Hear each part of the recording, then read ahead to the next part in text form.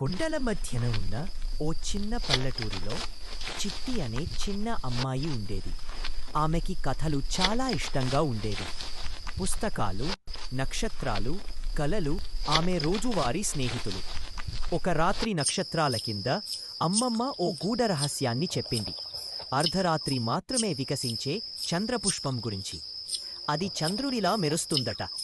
అందరూ నిద్రపోయాక చిట్టి తలుపు తీయగా చప్పుడు చేయకుండా సాచెలు కట్టి దీపం పట్టుకొని బయటకు పోయింది. ఆమె గుండె వేగంగా తడుముకుంటూ ఆశతో ముందుకి నడిచింది. అడవి శబ్దాలతో నిండి ఉంది.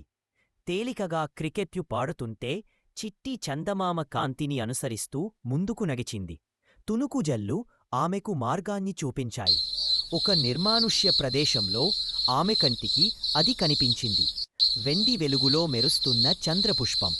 ఆమె నిశ్శబ్దంగా ఆ దృశ్యాన్ని చూసింది. ఆమె వ్రేలిన చేతితో పుష్పాన్ని తాకగానే అది ఓ తీయని ధ్వనిని చేసింది. ఆ క్షణంలో ఆమెకు నక్షత్రాల భాష అర్థమయ్యిందనిపించింది. ఆ రాత్రి తర్వాత ప్రతి పౌర్ణమి చిట్టి తిరిగి వస్తూ ఉండేది. చంద్రపుష్పం ఆమె కోసం వికసించేది. అది ఆమె రహస్యమాయలోకం అయ్యిపోయింది.